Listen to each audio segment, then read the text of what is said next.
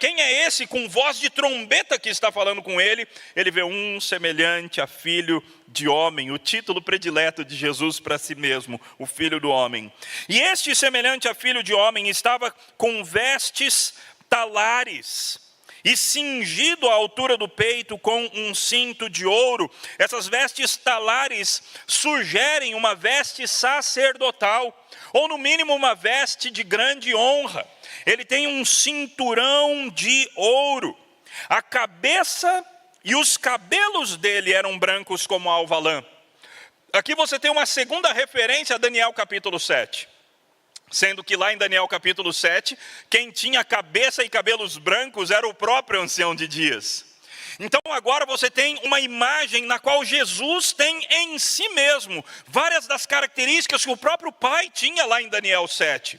Ou seja, esse é o Cordeiro de Deus, é o Todo-Poderoso, é o Sumo Sacerdote, é o Profeta de Deus, é esse grandioso Senhor que tem toda a autoridade, toda a sabedoria. Os olhos eram como chama de fogo. Os seus pés eram semelhantes ao bronze polido, como que refinado numa fornalha. A voz dele era como um som de muitas águas.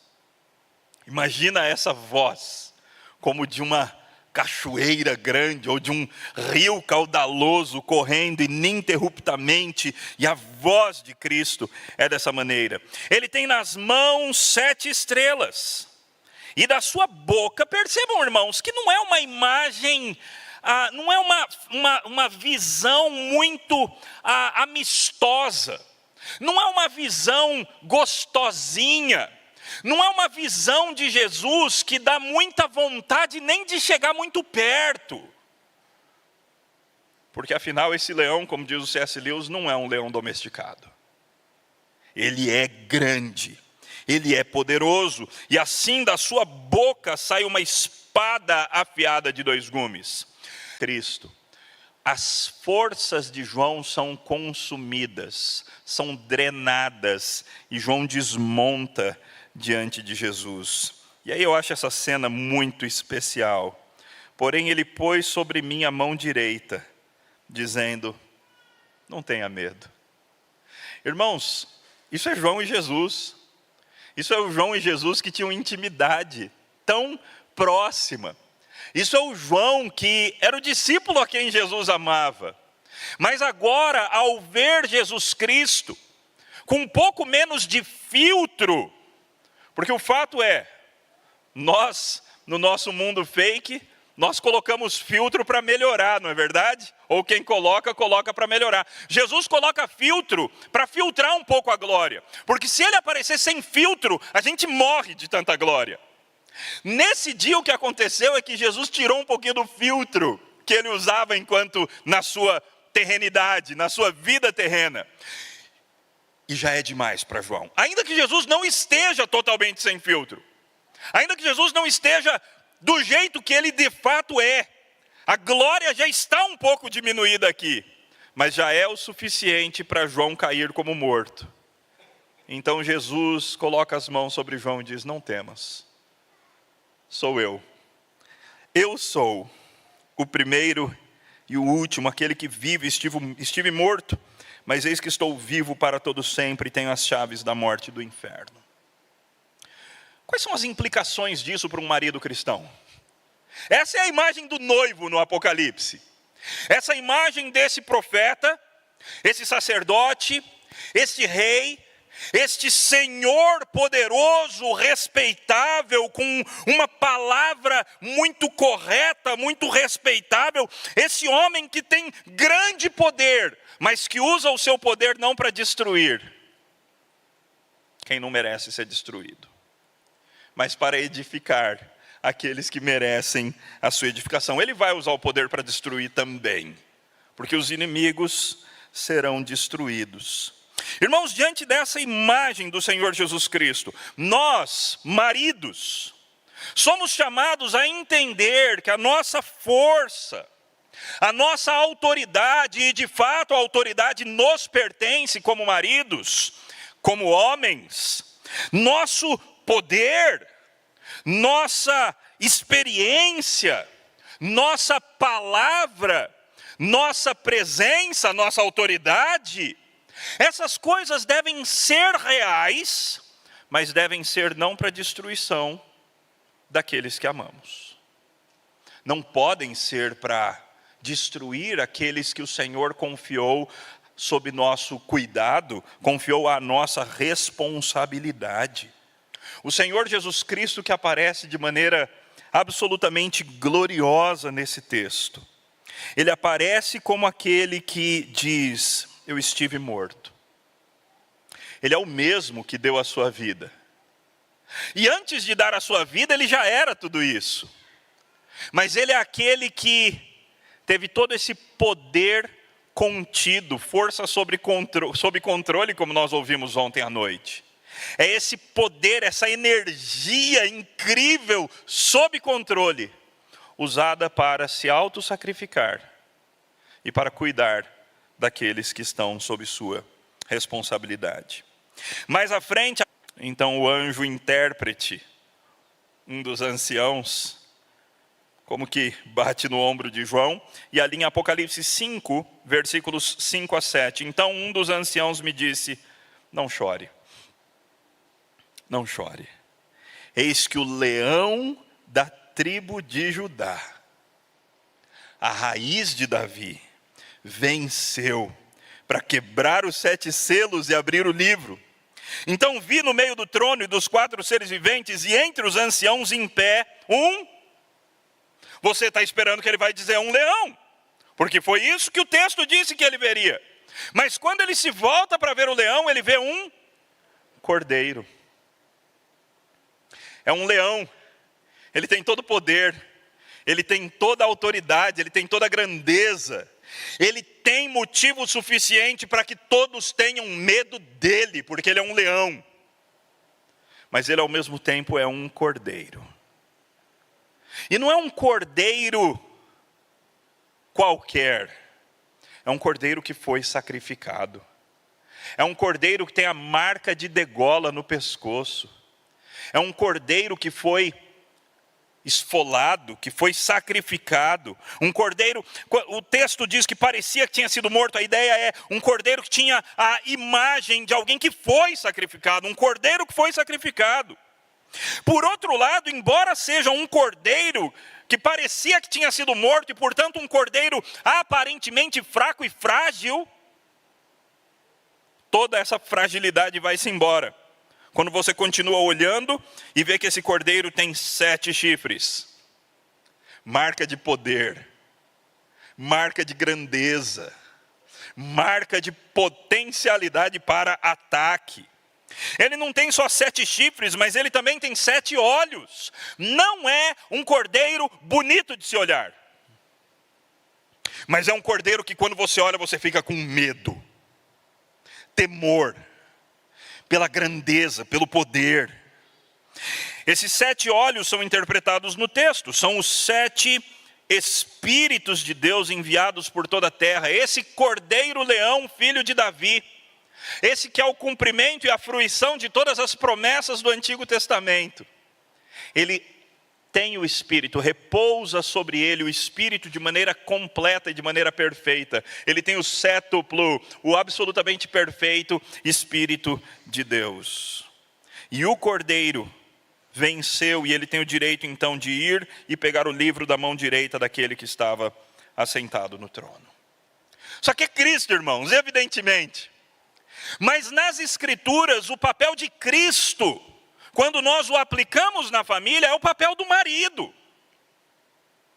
E em Cristo, e só por estar em Cristo, eu e você somos chamados para reproduzirmos as qualidades do nosso Senhor, como homens cristãos. Você e eu somos chamados para sermos leões e cordeiros. No entanto, tem muito homem que inverte. Ele é leão em casa e é cordeirinho lá fora.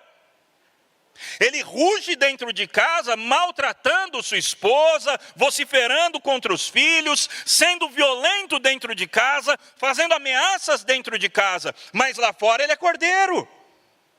Percebam que o nosso Salvador, ele é cordeiro no lugar certo, e ele é leão no lugar certo. Ele é leão contra os inimigos. E os inimigos, como nós veremos daqui a pouco, terão de enfrentar a grande ira desse leão selvagem. Mas os seus pequeninos, a sua noiva, até muitas vezes quando ela merece rugido, ele morre por ela. Para sua noiva, ele é cordeiro. Para os pequeninos, ele se faz pastor e carrega-os no seu colo. Assim com Cristo nós aprendemos, nós precisamos ser leões, nós precisamos ser cordeiros, mas nós precisamos aprender onde ser leão e onde ser cordeiro. Próxima cena, próxima imagem, próximo vislumbre de Cristo está lá em Apocalipse capítulo 14. Apocalipse 14, versículos 14 a 20. Jesus como o colhedor ou o colheitador de Deus. Olhei, e eis uma nuvem branca, e sentado sobre a nuvem, um semelhante a filho de homem. Essa imagem de se assentar sobre a nuvem era uma das imagens prediletas do mundo pagão para falar de Baal. Baal, no mundo semita antigo, era aquele que cavalgava as nuvens. E várias vezes o Antigo Testamento apresenta Yahvé como aquele que cavalga as nuvens só para calar a boca dos adoradores de Baal. Para dizer, vocês estão absolutamente errados. O cavalgador de nuvens, aquele que anda sobre as nuvens é o Senhor. Aquele que preside sobre os dilúvios é o Senhor. E aí então no Apocalipse nós temos Jesus Cristo nessa posição de Deus Todo-Poderoso que cavalga as nuvens. Poder, irmãos, grande poder. Ele tem na cabeça uma coroa de ouro. Ele tem autoridade. Ele é aquele que governa. Ele é aquele que tem direito. Ele manda e ele decide, e ele governa, e ele julga e subjuga, porque ele tem o direito. Pertence a ele a honra de governar sobre todas as coisas. E ele tem na mão uma foice afiada. Ele é aquele que faz a colheita. Só que a imagem não vai ser completada nesse capítulo, daqui a pouco a gente vai completar a imagem. Outro anjo saiu do santuário, gritando com voz forte para aquele que estava sentado sobre a nuvem: pegue a sua foice e comece a colher, pois chegou a hora da colheita, visto que os campos da terra já amadureceram. E aquele que estava sentado sobre a nuvem, passou a sua foice sobre a terra e fez a colheita. Aqui basicamente é a salvação dos santos. Ok? Esse Jesus Todo-Poderoso que se assenta sobre a nuvem, em algum momento vai fazer a colheita dos frutos que prestam. E então outra pessoa vai se responsabilizar por ajuntar os frutos que não prestam. Que é o que a gente vê logo em seguida, versículo 17. Então outro anjo saiu do santuário que se encontra no céu, tendo também uma foice afiada. Então agora é uma outra pessoa, é um anjo de fato, e ele também tem uma fonte. Ainda outro anjo saiu do altar, o anjo que tem autoridade sobre o fogo. Imagina isso? O anjo incendiário do Senhor. Existe anjo para tudo, irmãos, na Bíblia. E tem até o anjo que é o responsável pelo fogo.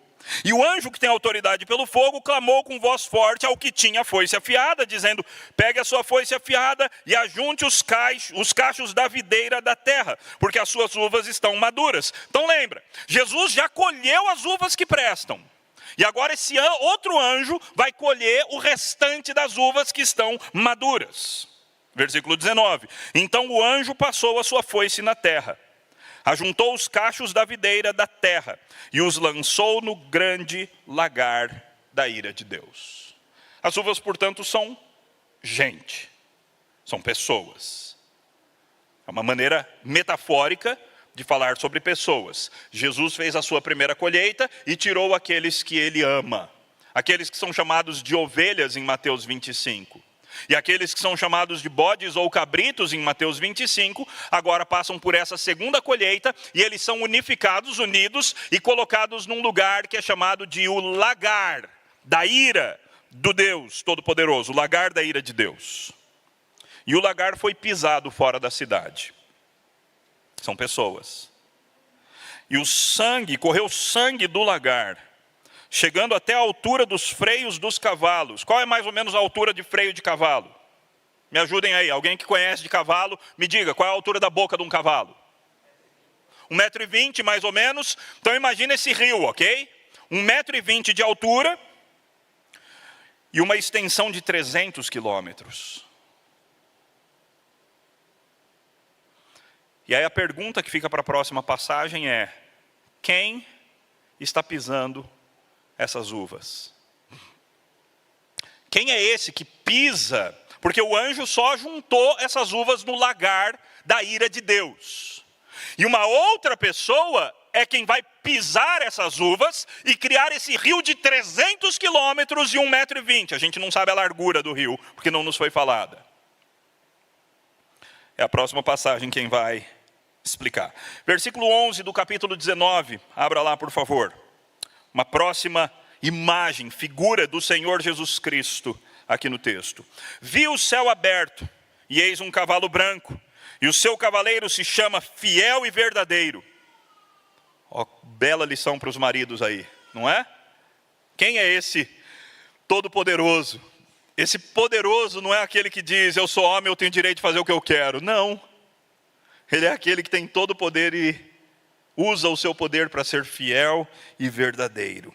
Ele julga e combate com justiça. Os seus olhos são como chama de fogo.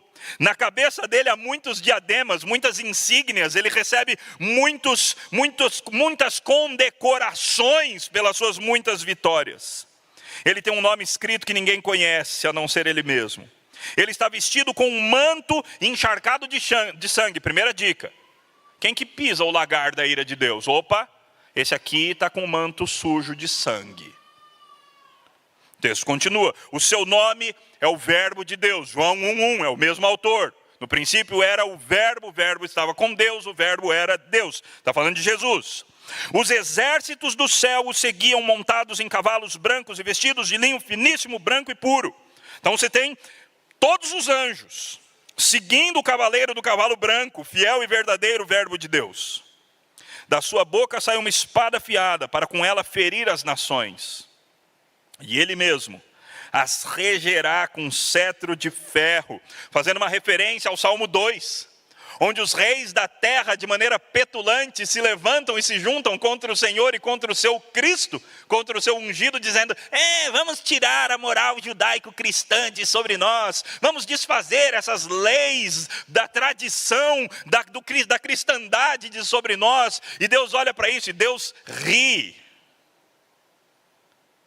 porque Ele vai levantar Cristo, o vencedor invicto de Deus, para calar a boca das nações e para destruir as nações. E aqui é o cumprimento.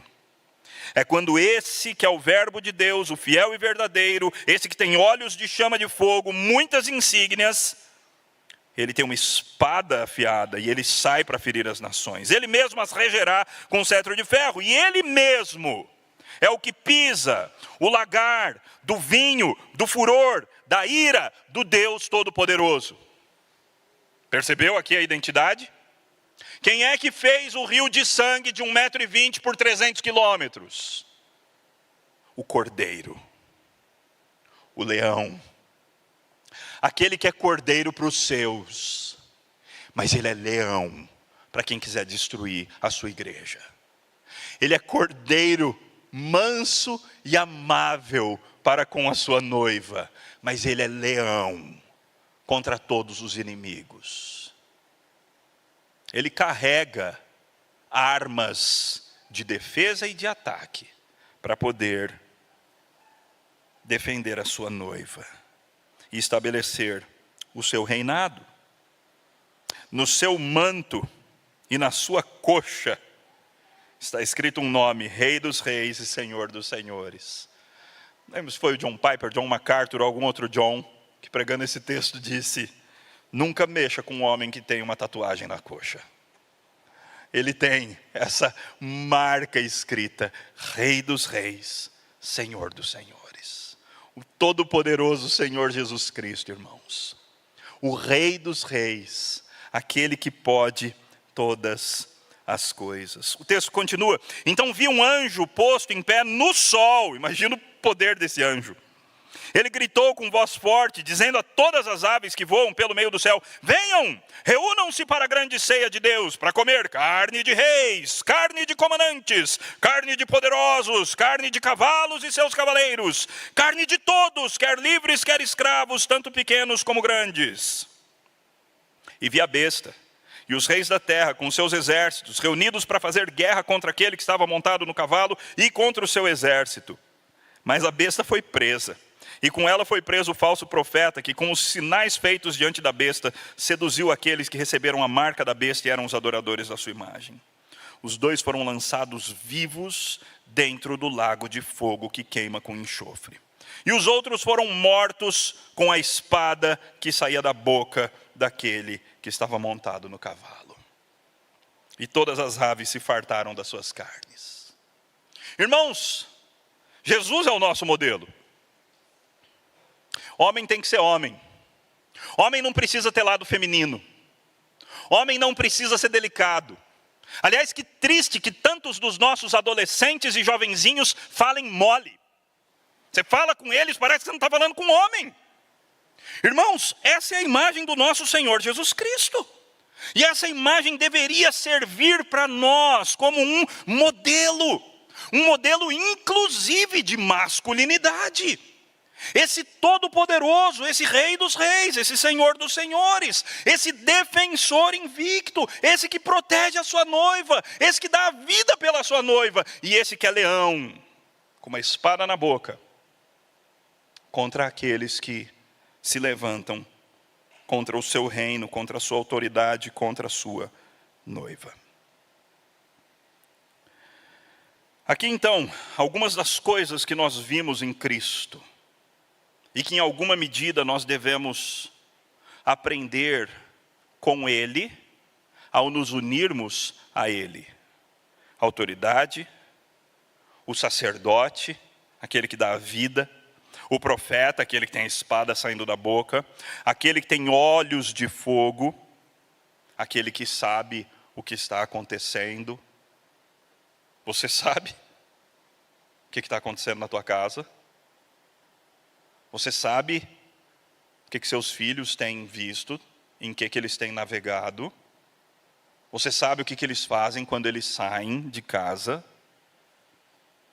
Ele é o filho do homem, ele é aquele que tem 7 chifres, 7 olhos, 7 espíritos. Ele é o cordeiro e ele é o leão. Ele é aquele que cavalga as nuvens. Ele é o cavaleiro do cavalo branco. Ele é o colhedor de Deus. Ele é o Rei dos Reis, Senhor dos Senhores. Ele é o pisador do lagar da ira do Deus Todo-Poderoso. Ele é o cavaleiro do cavalo branco. Ele é o justo juiz.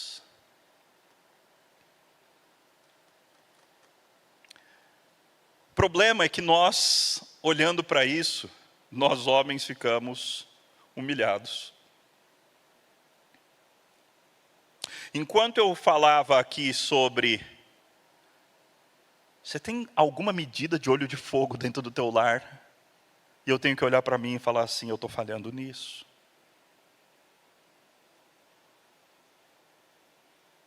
E você olha e fala, você tem que ser cordeiro com os que você ama e leão com os de fora, e de vez em quando eu tenho que admitir, eu já falhei nisso. Então qual é a solução para que a gente consiga se parecer como homens mais com Cristo? E aqui acontece uma inversão, que é anticlimática, mas não tem como ser diferente. É admitirmos que além de imitadores de Cristo, nós só conseguiremos fazê-lo de maneira adequada se nós formos noiva da maneira certa. E é aqui então onde a minha masculinidade tem que aprender a se submeter àquele que é o marido de todos nós, como coletividade e como igreja. É aí então que a gente vai para as representações da igreja em Apocalipse. Então nós vimos até aqui as representações de Cristo no Apocalipse e o que nós como homens podemos aprender com as representações de Cristo no Apocalipse. Agora a gente então faz o outro lado. Quais são as imagens da igreja que aparecem no Apocalipse? E o que tanto nós homens quanto e especialmente as irmãs mulheres podem aprender com essas imagens do Senhor Jesus Cristo? A primeira imagem, não é a primeira, mas é a primeira mais completa que nós temos da igreja em Apocalipse, é Apocalipse 12. Então, por favor, abra a sua Bíblia lá. E ali então nós lemos: viu-se grande sinal no céu, uma mulher vestida do sol, com a lua debaixo dos pés, e uma coroa de 12 estrelas na cabeça. A primeira coisa que impressiona dessa figura da igreja no Apocalipse é a glória. Como ela é impressionante. Que linda que ela é. Linda num nível fora do normal. Num nível que nenhuma mulher terrena consegue ser. Ela veste o sol. Ela usa como calçado a lua. E ela tem uma coroa repleta de estrelas. Até parece que ela recebeu a glória do Cordeiro. Ela estava grávida. Ela está na beleza da sua gravidez, mas também na feiura do parto. Ela não está apenas grávida, mas ela está em trabalho de parto, sofrendo tormentos. Ela está debaixo da dor, da luta, dos gritos, da suadouro do momento do parto. E nessa situação, então você tem uma mudança de foco. Viu-se também, versículo 3, outro sinal no céu. E tudo que você menos espera, não é? E eis um dragão, grande, vermelho, com 7 cabeças, 10 chifres, 7 diademas nas suas cabeças. A sua cauda arrastou a terça parte das estrelas do céu. Ou seja, esse é um dragão muito, muito potente, muito poderoso. Ele é grande, ele é temível. O dragão se deteve diante da mulher que estava para dar à luz. Ou seja, uma imagem feia, uma imagem terrível. Porque a mulher está em pleno trabalho de parto. E a criança está sendo entregue à luz. Mas em vez de você ter uma doula, em vez de você ter um obstetra, você tem um dragão. Pronto para abocanhar o filho da mulher que vai nascer. O objetivo do dragão, o texto diz, é devorar o filho dela quando nascesse. E quer saber? A mulher não vai conseguir se defender sozinha. Porque afinal, mulheres não foram feitas para isso. Como se defender de um dragão enquanto você está num trabalho de parto? O texto continua. E diz, ela deu à luz um filho homem, ela consegue dar à luz o filho homem. Esse filho homem é identificado como o do Salmo 2, aquele que governará as nações com cetro de ferro. E então acontece algo que não tem nada a ver, não é a mulher que consegue fazer isso. O filho da mulher foi arrebatado para junto de Deus e do seu trono. Ou seja, acontece um passivo divino. Quando você tem verbos passivos na Bíblia, mas você não tem o agente da passiva, muitas vezes o agente da passiva oculto é Deus. Quem que realizou a ação do verbo passivo foi o próprio Deus. E é o caso aqui. O filho foi arrebatado. A mulher, porém, agora, tendo acabado de dar à luz, essa mulher foge para o deserto. Nós já ouvimos falar hoje de deserto. Deserto é um dos temas muito importantes da Bíblia inteira. É coisa boa ou é coisa ruim deserto na Bíblia, irmãos? Coisa boa ou coisa ruim deserto na Bíblia? Tem alguém aqui? coisa ruim, quem acha que é coisa boa? Alguém? Deserto na Bíblia é ambos. Deserto na Bíblia é o lugar de privação, é o lugar de calor, é o lugar de frio, é o lugar de demônios, é o lugar de animais selvagens, é o lugar de ladrões, é o lugar de tentação satânica. Então é só ruim? Não. Também é um lugar onde Deus se encontra com o seu povo, como Ele raramente se encontra em outros lugares. É o lugar onde Deus se faz nuvem durante o dia, coluna de fogo durante a noite. É o lugar onde Deus faz chover pão do céu. É o lugar onde Deus tira a água da rocha. É o lugar onde Deus constrói o tabernáculo. É o lugar onde Deus caminha do lado do seu povo. Deus permite e causa com que a mulher vá para o deserto. E muitas vezes é assim que o Senhor faz conosco. E irmãs, não fiquem estranhando se por vezes no casamento de vocês viverem deserto.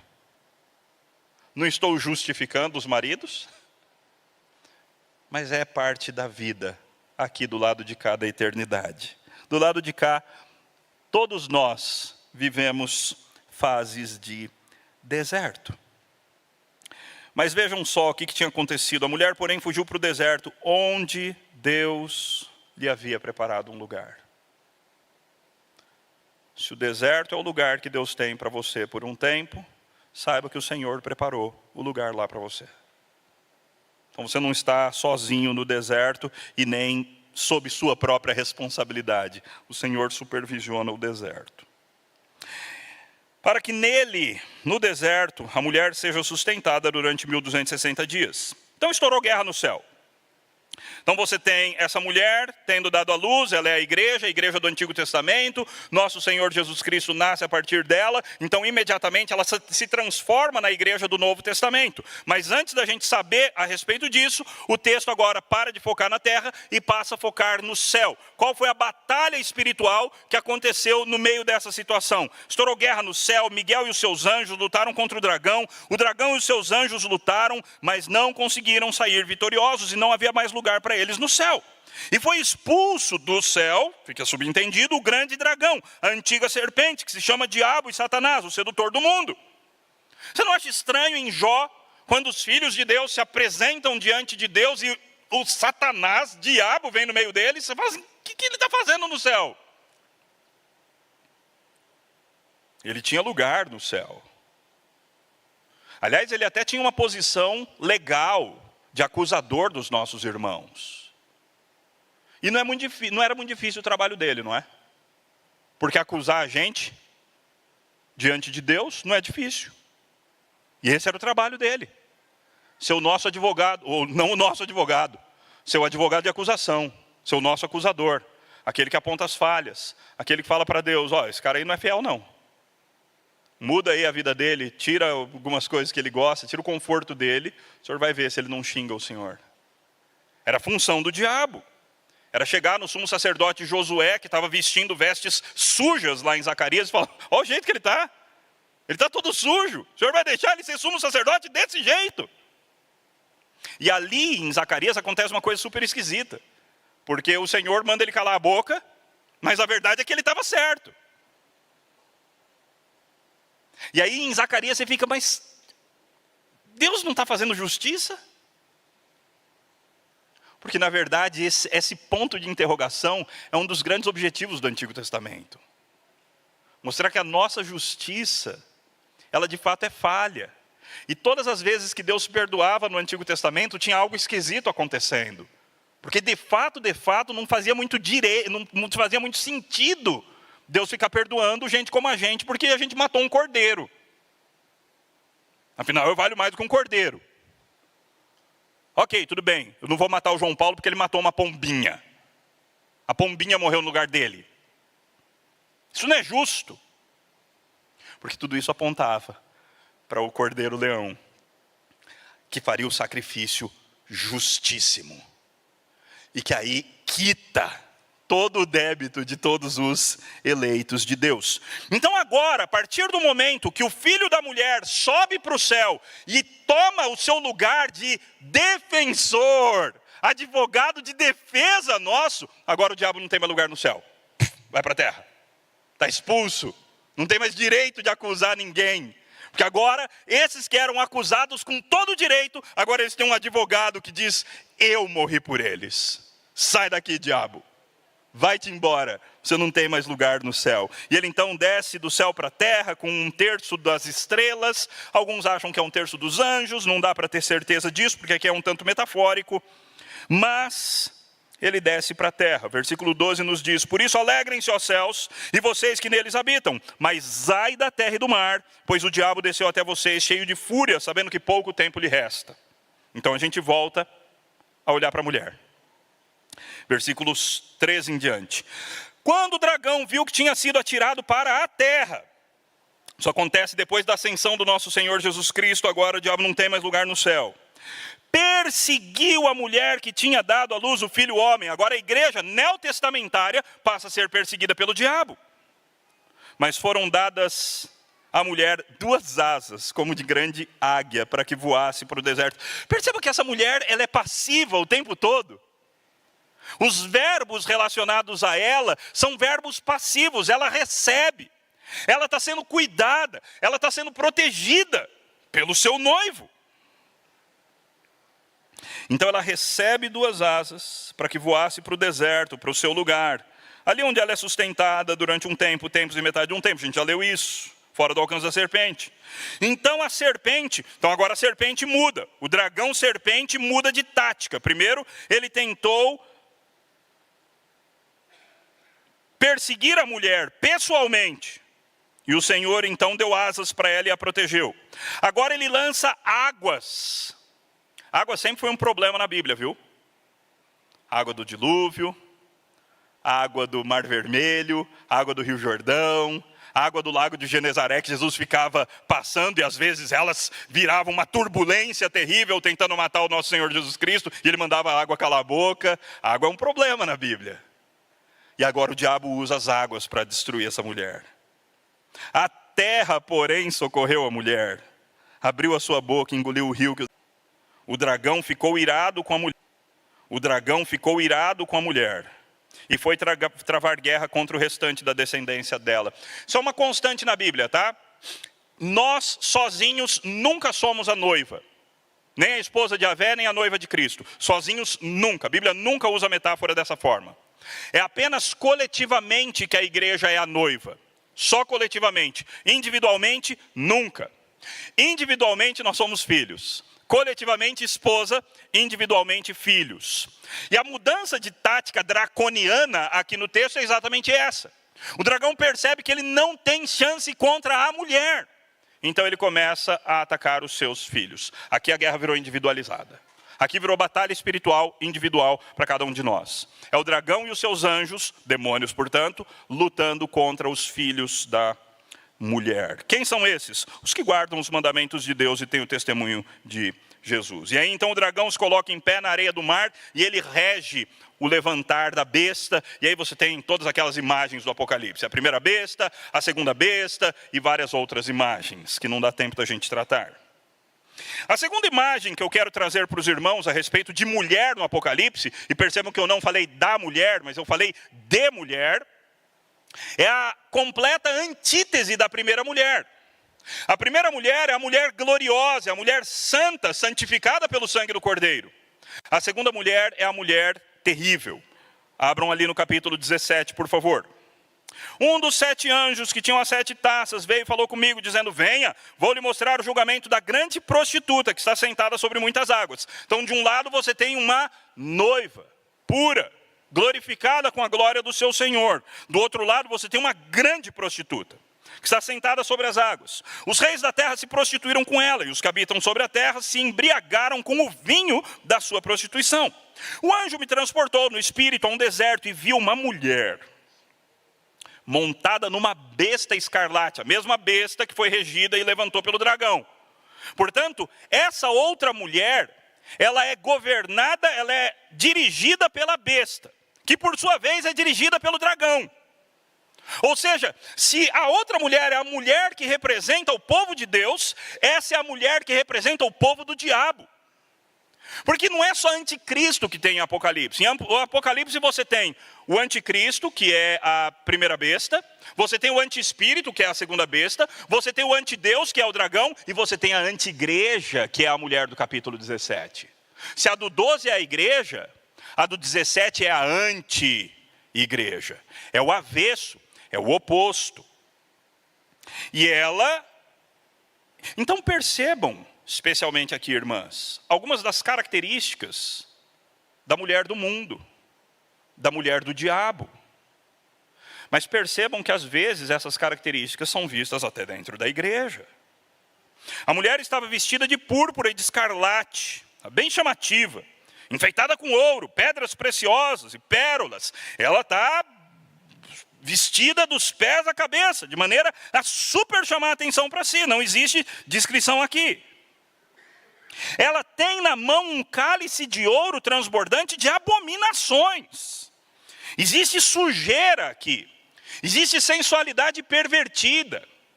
Existe pecado à flor da pele. Ela tem nesse cálice imundícias da sua prostituição. Ela quer ser conhecida como uma mulher sensual, uma mulher fatal, uma mulher que tem condições de chamar a atenção de todos que a olham. Na sua testa ela tem escrito um nome, um mistério: Babilônia, a grande, a mãe das prostitutas e das abominações da terra. Então vi a mulher embriagada com o sangue dos santos e com o sangue das testemunhas de Jesus. E de fato ela bebe sangue mesmo, e tem bebido e continua bebendo. E tem um monte de crente cujo sangue está sendo bebido por essa mulher. E tem líderes cristãos cujo sangue ou o sangue do ministério foi bebido por essa mulher. E curiosamente o texto nos diz: e quando a vi, isso é João falando, e eu acho que ele está fazendo uma confissão.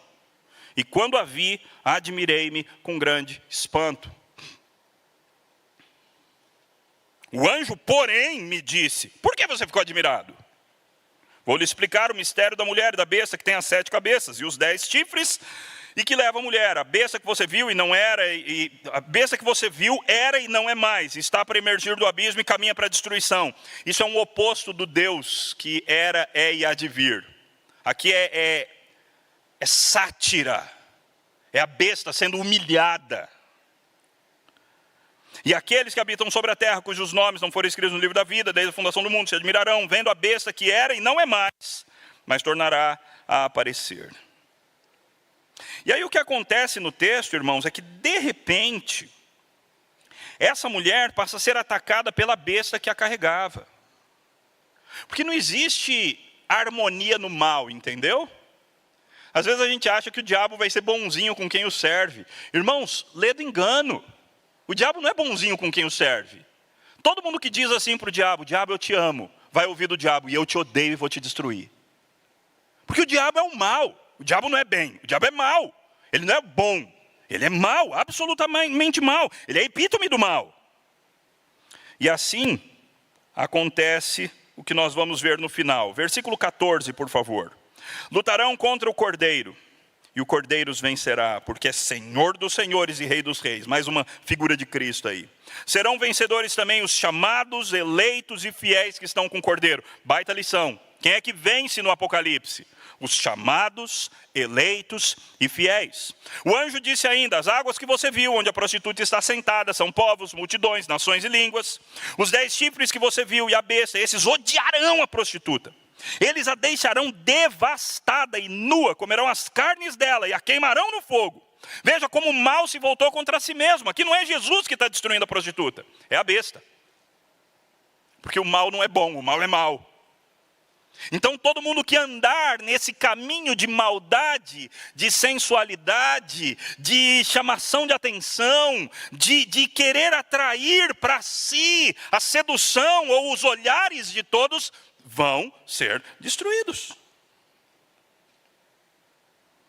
Porque Deus incutiu no coração deles, desses maus aí, que realizem o seu propósito, executem-no de comum acordo e deem à besta o reino que possuem, até que se cumpram as palavras de Deus. A mulher que você viu é a grande cidade que domina sobre os reis da terra. É a nossa cidade, é o nosso país, é o nosso mundo, é a anti-igreja. E o chamado do capítulo seguinte é: saiam dela, povo meu. Não adote para si os valores da Babilônia.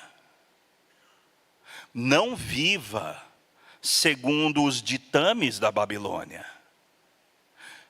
Seja uma mulher santa do 12 e não a mulher suja do 17. Capítulo 19, mais uma imagem aqui de uma mulher, mas aqui é a noiva novamente. Alegremo-nos, exultemos, 19:7.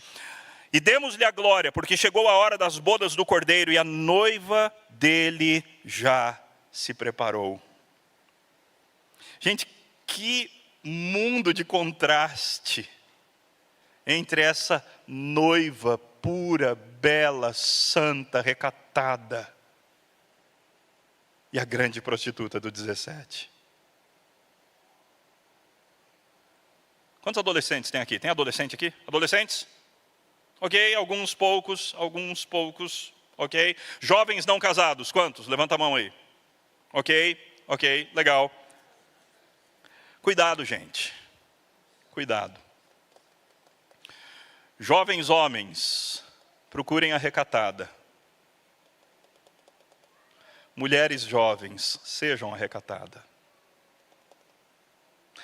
Essa é a que representa o Senhor. É a recatada, discreta, que não fica se exibindo e chamando atenção e querendo glória, querendo poder, querendo ser como homem, querendo atrair atenção para si. Mas essa é a noiva do Cordeiro. Ela é linda, gente. Não é que a noiva do Cordeiro não seja linda. Ela é linda. Mas ela não fica chamando atenção para si. Ela se veste com um linho finíssimo, resplandecente e puro, que são os atos de justiça dos santos. E aí a última imagem dela, lá no 21, abra lá por favor, capítulo 21. E vi novo céu e nova terra, pois o primeiro céu e a primeira terra passaram e o mar já não existe. Vi também a cidade santa, a nova Jerusalém, que descia do céu da parte de Deus, preparada como uma noiva, enfeitada para quem? Para o seu noivo, talvez para as fotos também, enfeitada para o seu noivo. Irmãos, tem jeito de se vestir que só pertence ao quarto, onde só o noivo vai ver. E tem gente que em plena cerimônia de casamento faz tudo errado. Esses dias eu fui fazer um casamento, eu quase me arrependi, irmãos. Porque eu tive que fazer o casamento olhando para o céu. Não podia olhar para os noivos, porque não tinha condição. Porque ela estava se vestindo do jeito que ela devia se vestir só para o noivo, ela estava se vestindo para todo mundo.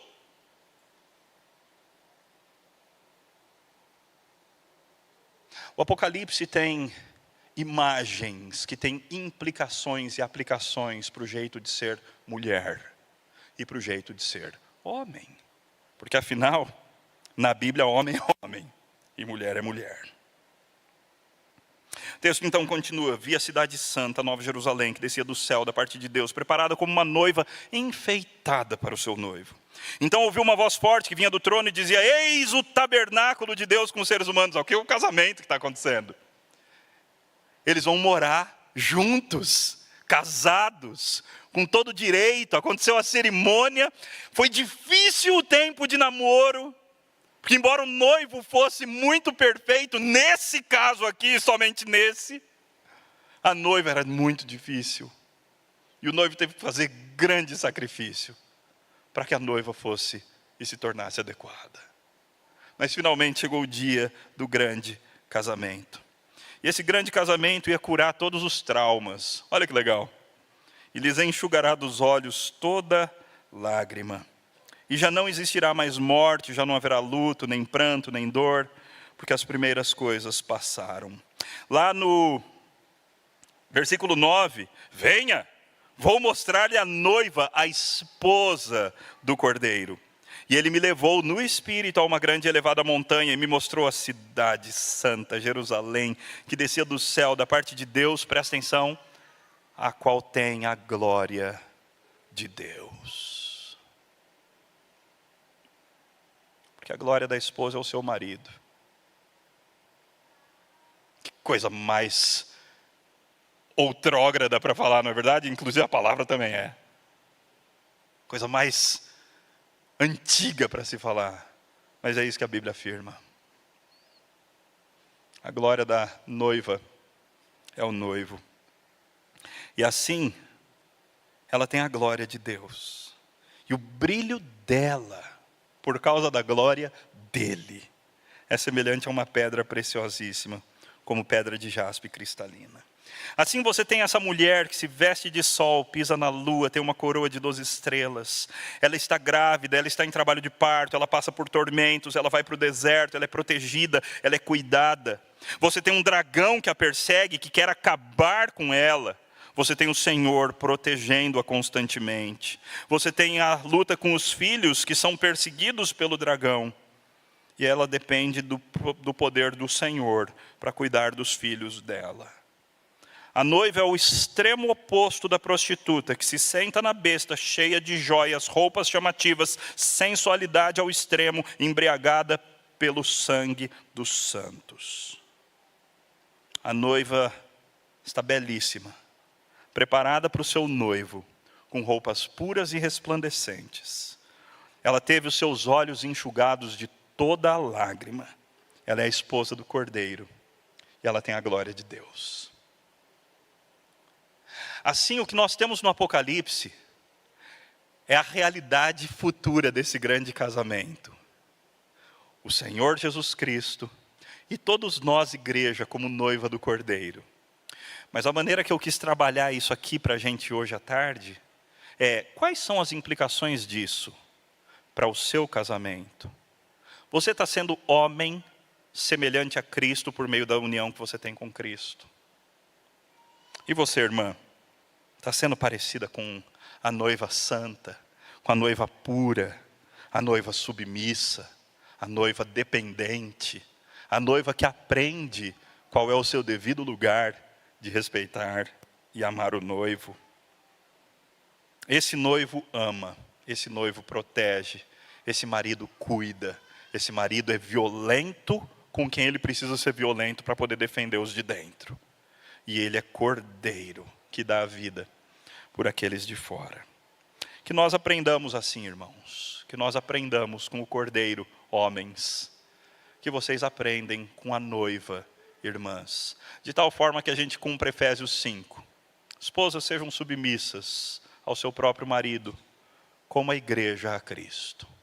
E maridos, amem a sua esposa como Cristo amou a igreja. Grande é esse mistério. Mas eu estou falando de Cristo e da igreja. Assim que como noiva coletiva, todos nós então digamos: vem.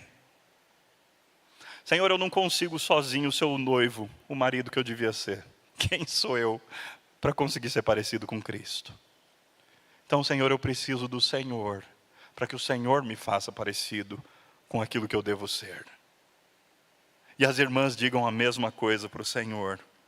E assim a gente junte a nossa voz, como Apocalipse 22, 17 e 20. O Espírito e a noiva dizem: vem. Aquele que ouve, diga: vem. Aquele que tem sede, venha. E quem quiser, receba de graça a água da vida. Aquele que dá testemunho dessas coisas diz: certamente venho sem demora. E nós todos dizemos junto com eles: amém. Vem, Senhor Jesus. Amém.